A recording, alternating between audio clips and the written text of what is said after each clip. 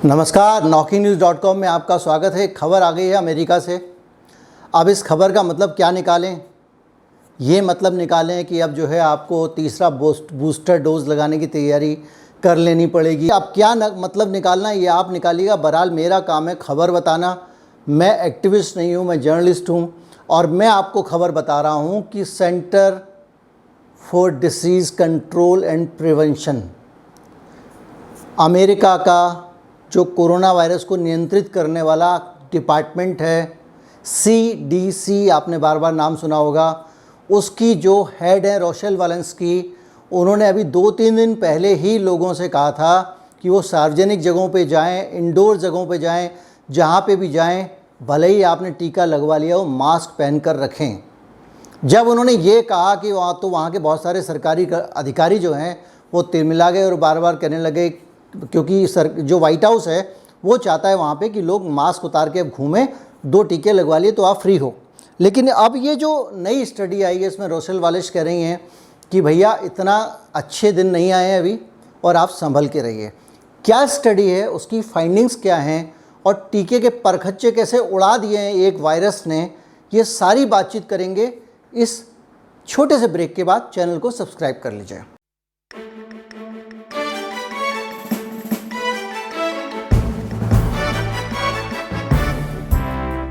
America में एक जगह है केप कोड।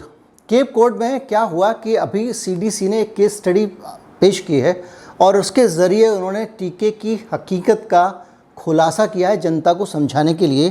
केप कोड में 469 लोगों को कोरोना हो गया था और उन 469 लोगों की CDC ने जांच की। ऐसे समझिए कि हमारे यहाँ ICMR है, उससे भी बड़े लेवल की संस्था है वो, क्योंकि उसका काम ही नियंत्रण करना है इस बीमारी को। तो उसने जांच की और जांच करने के बाद में जब उसमें उन्होंने देखा तो 469 लोगों में से जो डाटा निकल के आया बहुत ख़तरनाक था। 74% लोग, 74% लोग दोनों टीके लगवा चुके थे और कई लोगों को तो 60-70 दिन हो चुके थे दोनों टीके लगवाने के बाद भी। मतलब हर हालत में उनके अंदर इम्यूनिटी आ ही जानी चाहिए थी। उसके बावजूद उन लोगों को डेल्टा वेरिएंट से इन्फेक्शन लग गया और वो हॉस्पिटलाइज हुए। लोग कहते हैं ना माइल्ड होगा, ये होगा, नहीं, हॉस्पिटलाइज हुए। इस रिसर्च को पेश करते हुए, इस रिपोर्ट को पेश करते हुए उन्होंने कहा है कि CDC ने कहा है, CDC की हेड ने कहा है कि आप लोग जो है वो मास्क लगा के रखिए, भले ही आपने टीके लगवा लिए हों।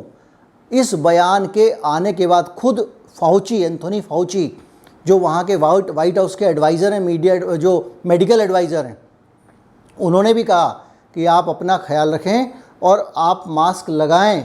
और वो जब मास्क को हटाया जा रहा था तब भी वो कह रहे थे, लेकिन वाइट हाउस में कुछ अधिकारी जो हैं वो नहीं चाहते हैं कि अब ज़्यादा दिन तक इस पर सावधानियाँ बरती जाएँ।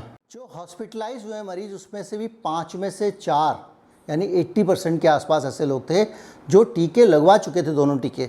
ये अगर एक डिपार्टमेंट कह रहा है जो अभी तक लगातार टीके लगाने की वकालत कर रहा था, वो डिपार्टमेंट कह रहा है कि नहीं, ये जो डेल्टा वेरिएंट है जो हमारे यहाँ भारत में होकर गया है, दोनों टीकों के बाद आपको याद होगा भारत में भी बहुत सारे निधन हुए थे, बहुत सारी मौत हुई थी, बहुत सारे डॉक्टर्स मारे गए थे और लगातार उसके बावजूद हमारा सिस्टम जो है इस बात को खुल के मानने को तैयार नहीं था।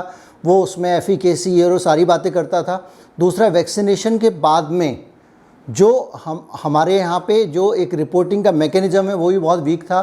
बीच में सरकार ने उसकी जानकारी देनी बंद कर दी थी कि एडवर्स इवेंट कितने आए हैं। अब डॉक्टर हर्षवर्धन जब चले गए हैं तो थोड़ी थोड़ी रिपोर्टिंग उसकी आनी शुरू हुई है।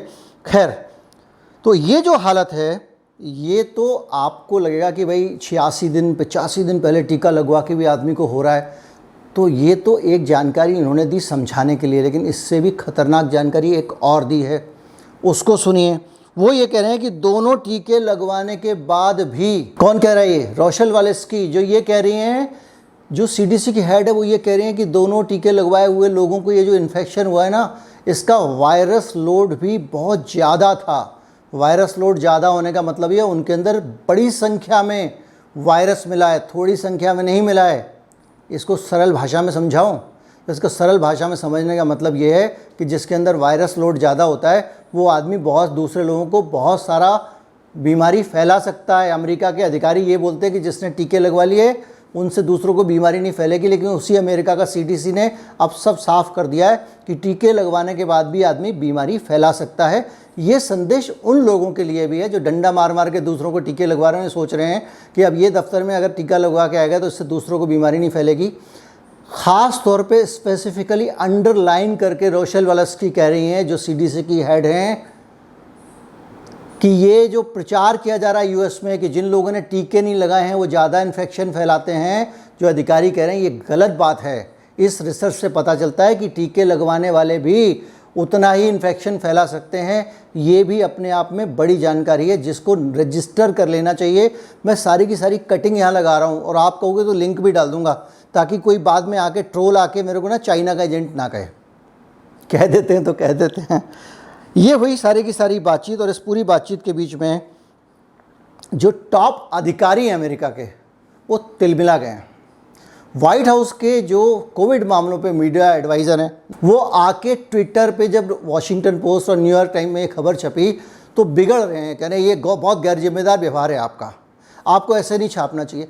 मुझे एक बात समझ में नहीं आई, हम सब एक सभ्य समाज में रहते हैं और सूचनाओं का आदान प्रदान बहुत ज़रूरी है। अगर कोई समाचार पत्र या कोई भी दूसरी तरह का थॉट, दूसरी तरह की जानकारी, दूसरी तरह का विचार, जिस विचार से आप सहमत नहीं हैं, वो अगर रखता है तो उस पर ऐतराज़ क्यों होना चाहिए और उसके ऊपर रोक क्यों होनी चाहिए। ये जो सेंसरशिप चल रही है इस तरह की चीज़ों को लेकर, ये खतरनाक है। अगर वॉशिंगटन पोस्ट और न्यूयॉर्क टाइम्स जैसा रेपुटेटेड अखबार लिख रहा है, वॉल स्ट्रीट जर्नल लिख रहा है, तो आप उसको ये नहीं कह सकते कि इरिस्पॉन्सिबल है। इरिस्पॉन्सिबल का मतलब क्या हुआ? लोगों को अगर बुरा असर हो रहा है तो बताना पड़ेगा ना, भैया लोग अपना मास्क लगा लेंगे, सुरक्षित रहेंगे। अब तुम सोच रहे हो कि जो है इसको बिल्कुल ही मर जाने दें, मतलब एक सोचने वाली बात है। और ये क्यों हो रहा है समझ में नहीं आ रहा है, लेकिन ये बहुत तकलीफ़ देता है कि भाई कम से कम लोगों के बीच में जागरूकता लानी ज़रूरी है। मैं तारीफ़ करूँगा रोशेल की कि उन्होंने ये कम से कम कहा कि भाई ये नहीं, दोनों टीके के बाद भी जो है इन्फेक्शन हो जा रहा है, मास्क लगा लो। इसमें बुराई क्या है? हमारा मकसद लोगों की जान बचाना है, ना कि टीके की नाक बचाना। टीका करता होगा प्रिवेंशन, लेकिन अगर ये नया वेरिएंट आ गया है, इस पे काम नहीं कर रहा है, टीके को परेशान कर रहा है, तो इस बात को स्वीकार करिए। इसको जब तक स्वीकार नहीं करेंगे आप आगे कैसे बढ़ेंगे? खैर, जो भी है, ये जो हालात हैं आपके सामने हैं, इसमें कोई मिलावट नहीं, कुछ नहीं। जो स्थिति थी आपके सामने रख दी। अमेरिका में ऐसा रहा। मैं उम्मीद करता हूँ, देखिए हम लोग बहुत क्रिटिकल रहे हैं अमेरिका की एजेंसीज़ को लेकर, हम डॉक्टर फाउची को लेकर भी क्रिटिकल रहे हैं, लेकिन इन लोगों का टेम्परामेंट में एक चीज़ लगती है कि ये लोग अगर कोई चीज़ दूसरी इनके पहले की बातों से अलग होती है तो खुल के उसको बोलते हैं। ये नहीं करते कि पहले मैंने सब बोला था तो मेरा तो आन बान शान का चक्कर नहीं बनाते हैं। हमारे यहाँ पे सरकार आन बान शान के चक्कर में बहुत रहती है। एक बार कह दिया तो हम पलटे कैसे, वापस जाए कैसे, यू टर्न अखबार भी लिख देता है जेट से अगर वो पीछे गए, तो ये गलत है। विज्ञान है और बहुत व्यापक है और उसकी सबको ज़रूरत होती है। चैनल अगर अच्छा लगा हो और आप चैनल को सपोर्ट करना चाहते हैं तो आप ये बार कोड देखें, इसको स्कैन कर लें। इसके ठीक नीचे एक UPI कोड भी लिखा हुआ है, उसके ज़रिए भी आप हमको किसी भी ऐप से भुगतान कर सकते हैं। आशा करते हैं कि आप ये वीडियो ज़्यादा से ज़्यादा लोगों तक फॉरवर्ड करेंगे। नमस्कार, जय हिंद।